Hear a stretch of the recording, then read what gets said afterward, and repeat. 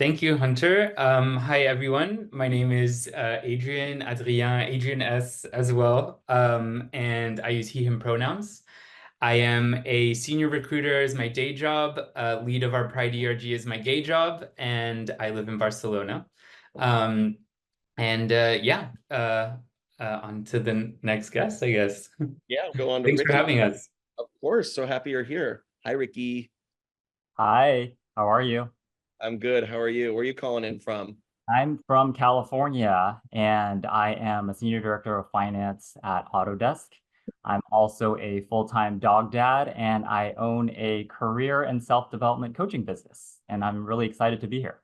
I love that. My little child, my furry child, is staring at me right now. He hates it when the focus is on the box and not on him. Yeah. Well, we'll talk later, son. Adrian D.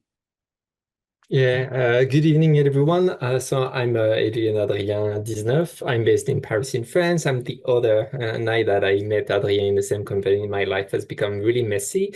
And I'm a senior manager, senior corporate counsel. I'm a father of a 3.5 son with my husband. And I'm out at Pride and I'm very happy at Autodesk. Oh, amazing. I'm so happy to hear that.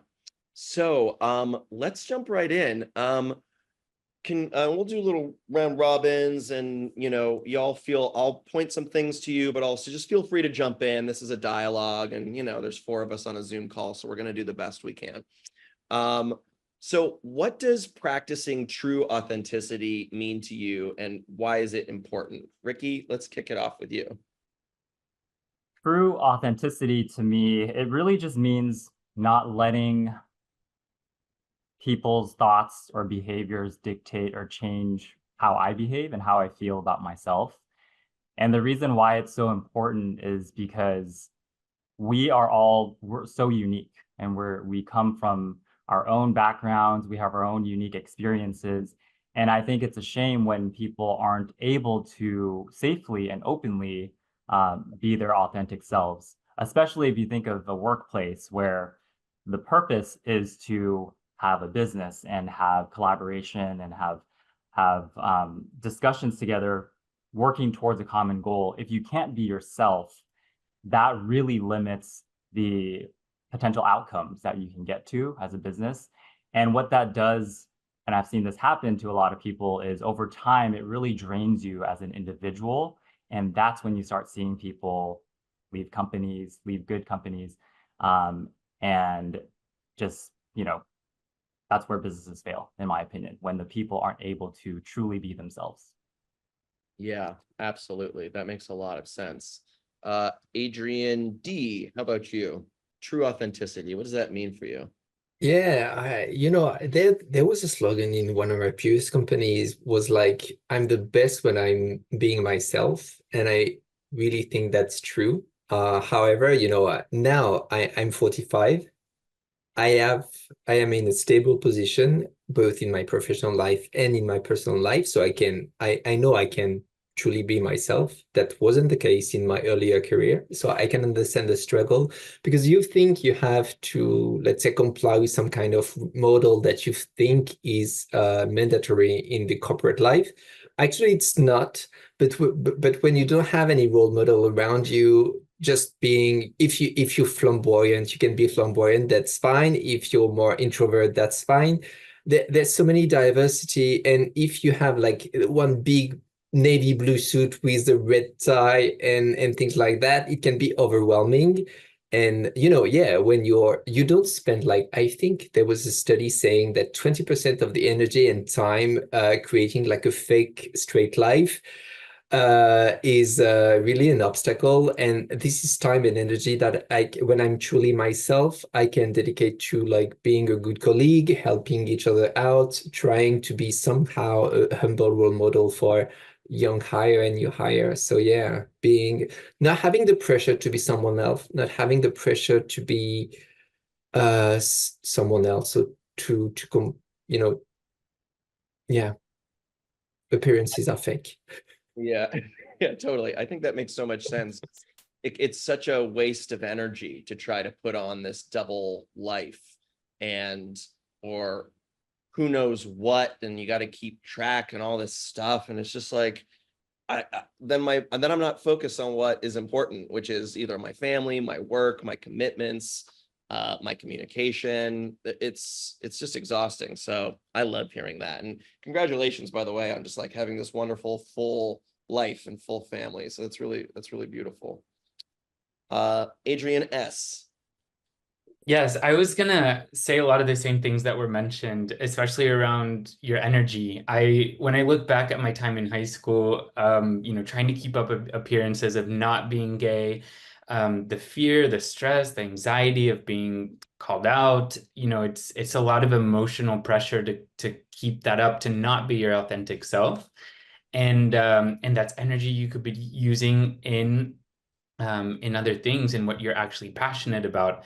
I consider myself a hard worker, but I definitely always try to find the path of least resistance. So, um, you know, having being my authentic self and doing the things that I actually enjoy is for me makes work just more enjoyable and helps me find pleasure in what I do because I'm gonna do what actually pleases me, not what pleases others. Oh my gosh, yes. I mean, working smarter, not harder. And as I like to say, I'm a recovering people pleaser.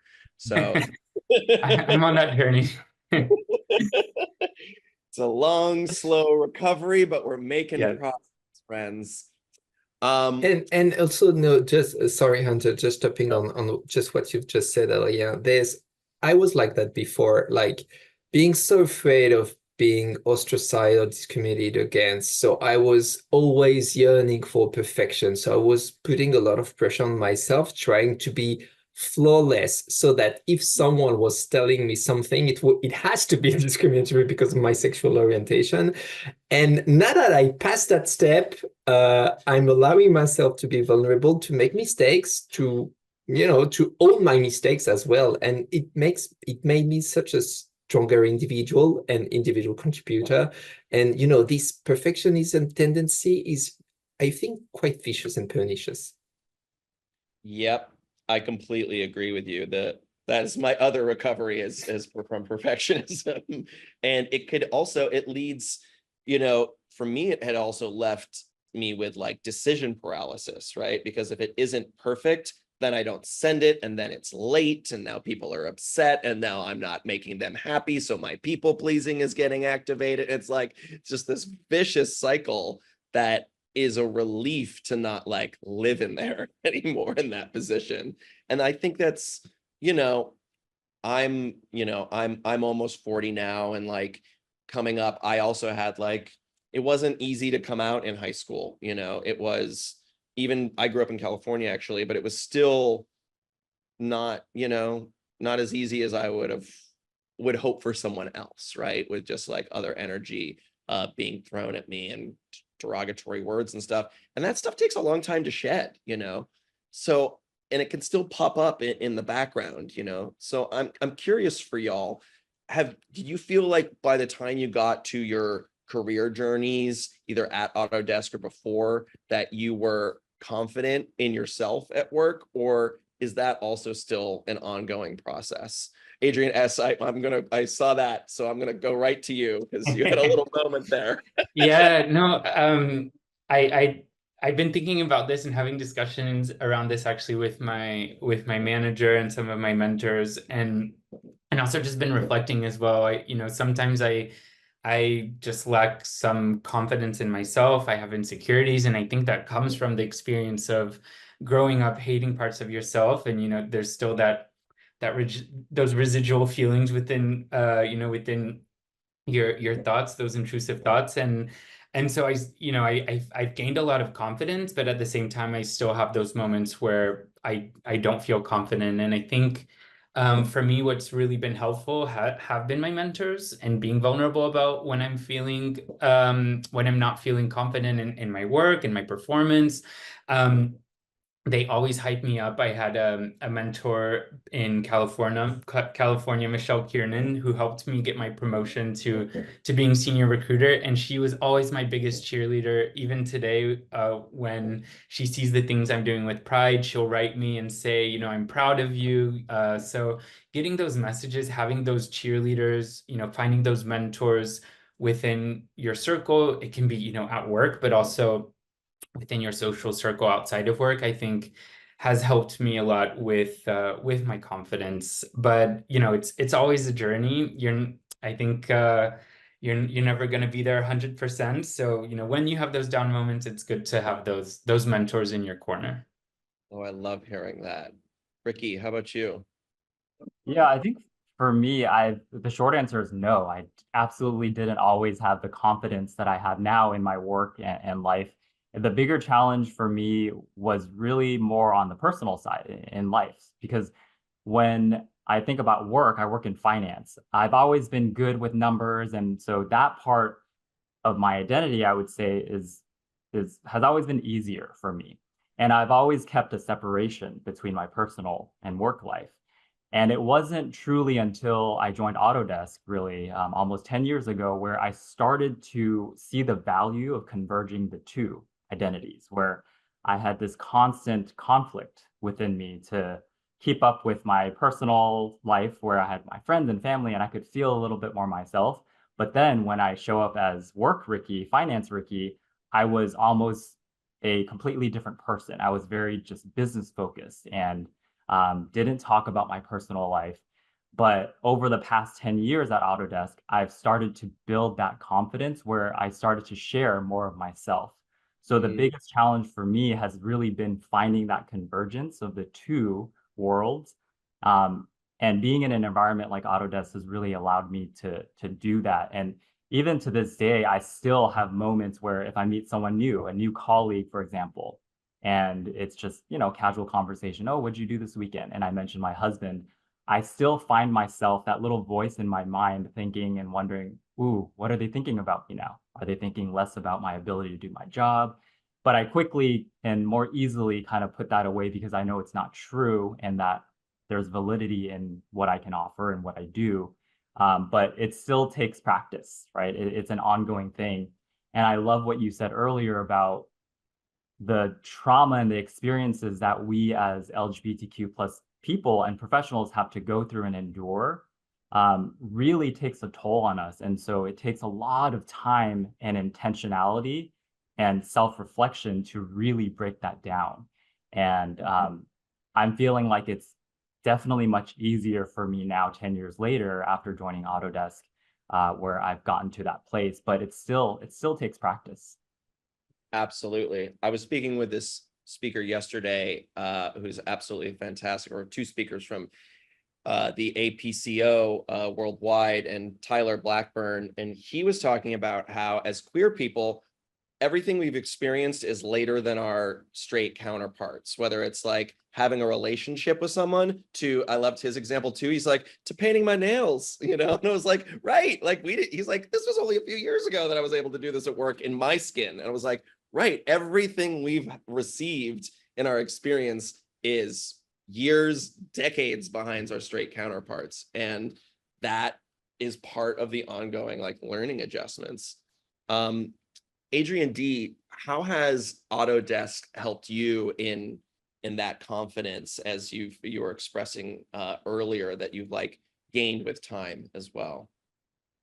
Well, I think, it's very pragmatic. I came out at work. I think in my first work, I had to come out because there was like, you had to say private things. I was working for the French Ministry of Defense, so you had to come out as either bisexual or gay. So you had to say it. You also had to say if you were taking drugs or drinking too much. But that was another time.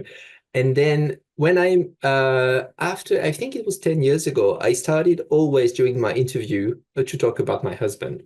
Uh, Because, and frankly, some guy told me, oh, that's such a brave move to mention your husband at the job interview. And I was saying, oh, come on, you don't want to work at a company who has problem with you being gay. But I think being at Autodesk is really the first time when I didn't come across any negative comments. In other multinational, there was always, behind the scene, people being homophobic or trying to stab me in the back, and really a toxic culture. And at Autodesk, I love this anecdote during one of the most important interview, because we have like 5 to 7 to enter the company. My son was at daycare. I had to pick him up, and I didn't have time to reschedule. So I told the person interviewing me, if you hear crying or anything like that, it's just my son. I had to pick him up at daycare. And he said, "Oh, that's fine." And then my son did like the cutest thing ever. He came into my arm and fell asleep. And I was thinking, oh, that's not too bad. At least he's not crying. And then afterwards, I had the feedback. Oh, Adrien is so authentic. And they praised the fact that you were not trying, and I was not trying to be someone else. I was just, being a dad with a tired son on his arm, and just saying, I said, yeah, I will put him to bed and then I will work again. Don't worry about that. And it really made me comfortable, made me feel like I was accepted, and I wouldn't have to, put on some too much effort to hide part of my personal life that I was able to do myself. And that was really the first time in my life that I had like this perfect alignment. That was so great. I feel super lucky and blessed. Yeah, that's so lovely. And I also love hearing about that story, Adrian, of the job interview. And that is so sweet if your little boy falling asleep in your arms. And it's a good reminder for folks and for me to hear again that, we're interviewing them as well.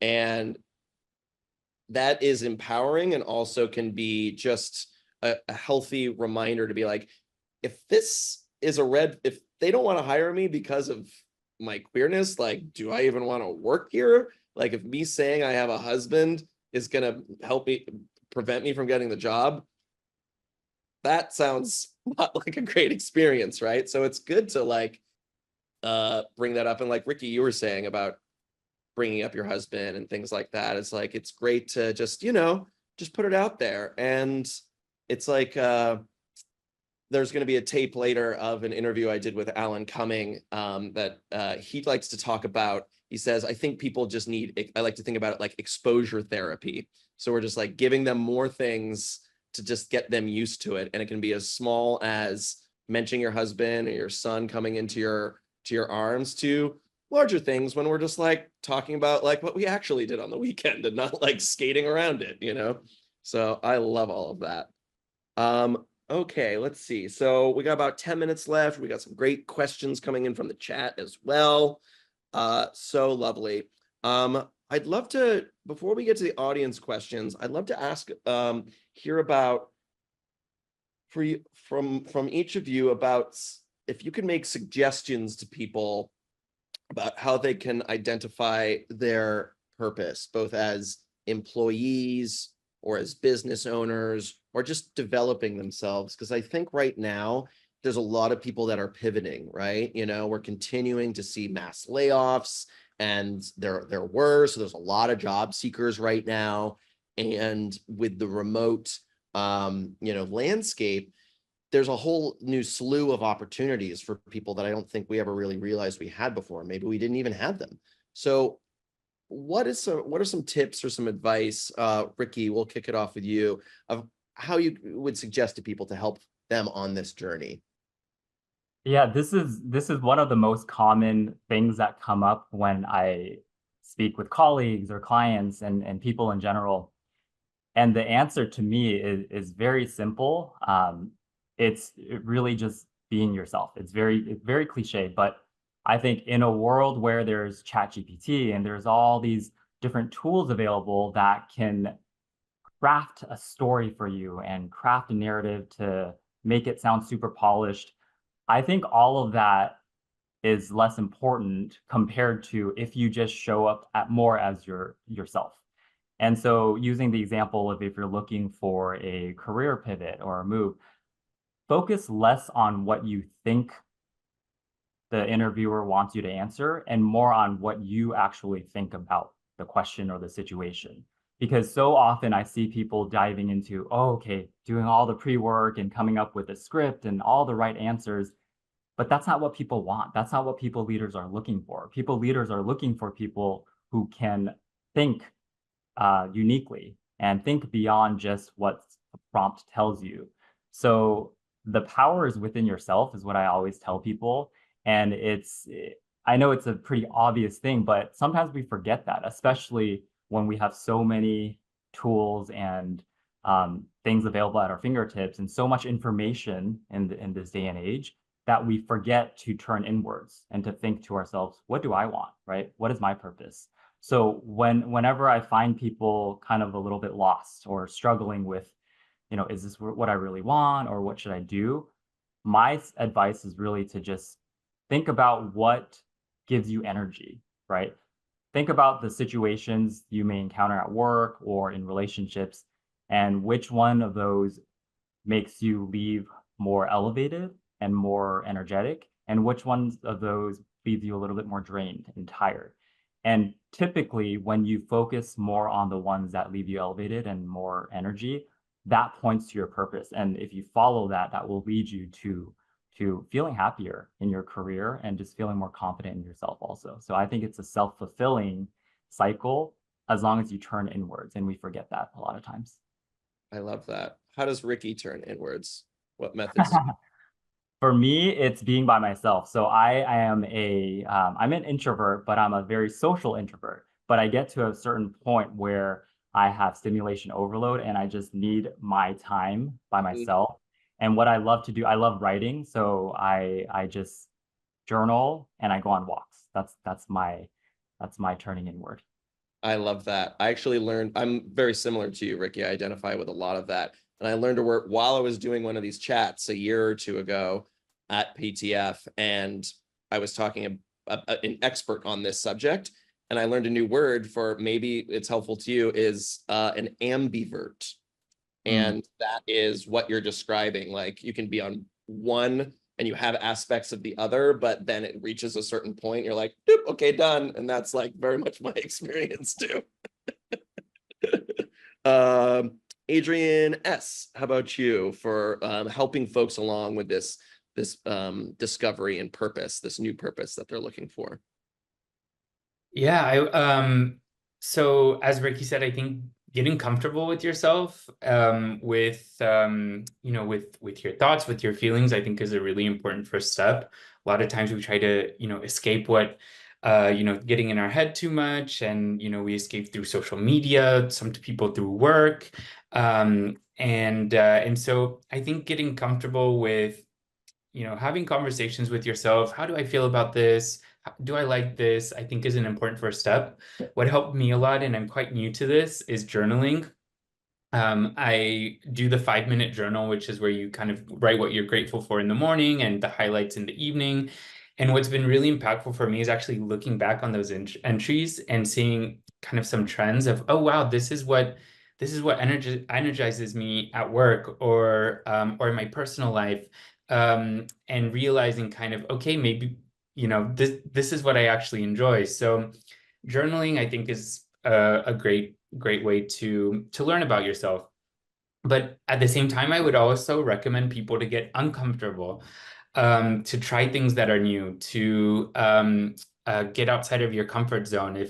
If someone proposes, asks for help on a project and you think, oh, I can't do that, that's what you should be doing. Try it. I think maybe sometimes you realize, oh, I actually do like doing this work, and maybe you can get more involved. At Autodesk, for example, we have, ERGs, we have committees, we have pro bono projects. So there's, find those areas where you can get exposed to new things and try them. And maybe you don't like it, but maybe you do, and you'll learn more about yourself. I love that. Adrian D, you seem to light up when Adrian was talking about getting uncomfortable. So I'd love to hear your hot take on that. Yeah, I think you should listen to Adrian S and to Ricky because they have really good questions. They are really good answers. Maybe I will start journaling. I was really shallow when I was younger. I made all my choices based on the income and the money, which was, some choice, but bad choices were made. And along the way, I think I've made probably like 20 personality tests. But then I was answering wrong because I thought that I should answer this and this and this, especially since I'm working in legal. So all the outcome were false, of course. And then I was thinking, oh, that's not me. But, okay, why not? And then one day I had some kind of existential crisis, like typically French. And then I do like a personal MBTI, a free one, and then I read, and I think that was the first time I actually answered the things like being true to myself, and I saw the light. It was like yeah, enlightening. Yeah, getting out, and it all depends on what you want in life, and it depends also on your age, your experience. Unfortunately, or fortunately, I don't know. I'm a big old generation. First question is, what do you do in life? I think I'm still defined by what I do for work, which is some kind of wrong, I think. But it gave me purpose because it brought me opportunities to actually ask myself, what can I bring? What can I bring differently? And within legal, you have to be really detail oriented and strict, and I'm not detail oriented. I hate details. I'm not a perfectionist, so I check all the boxes to be a bad lawyer and to be a bad person to work in legal, but I'm bringing something else, and then I finally understood that I should pay attention to details. And since I know that I don't pay attention to details, I know that I should be extra careful on that. So yeah, learning by your mistakes is a good way to find purpose through what you're bringing as a value, and it's a journey. And so important to give ourselves the grace to make mistakes, right? And just be okay with messing up and falling down and not being perfect. And hopefully we have teammates or colleagues or mentors that pick us up and be like, hey, that's okay. And what do we learn from this? And how can we move forward for the next one, right? So we only have 2 minutes left, sadly. I could clearly talk to all three of you all day. This is so fun. We got some questions in the chat about the different ERGs and the BRGs. If anyone would like to touch on that, because I think it also alludes to like how Autodesk celebrates and embraces the LGBTQIA plus people of the company all year round, as opposed to just during June. I'm gonna let you popcorn maybe between Ricky or Adrian S, because Adrian S, you want to start? Sure, yeah. So we have 9 ERGs at Autodesk. I think 2 or 3 of them are completely new since last year. So we're even expanding the ERG groups that we offer to our employees. And I think that the question I saw in the chat is about kind of what we do, what's been our favorite part, but also what we do throughout the year. And we especially for Pride, that is known maybe more for Pride Month, it's even more important to ensure that we're engaged with our community, not just during that month, but throughout the year. And we offer things like mentorship programs. So we have mentorship circles through the ERGs, where kind of safe spaces of people with similar experiences can come together and share their work challenges and learn from each other. We also offer events throughout the year. We also advocate and partner a lot with our executives. So every ERG has an executive sponsor at the senior vice president level. So we are constantly in connection with senior leaders to advocate for our community. throughout the year. My personal experience has been really positive. I've learned a lot of leadership skills that I haven't had exposure to in my day job. And also having been able to expand my network by getting exposure to more senior leaders. Amazing. Well, sadly, we're out of time. I think that's a great place to stop. Ricky, Adrian, and Adrian, thank you so much for calling from all over the world today and making such a wonderful power half hour. I hope we get to do this again. Thank you so much for making the time. Thank you. Thanks for having us.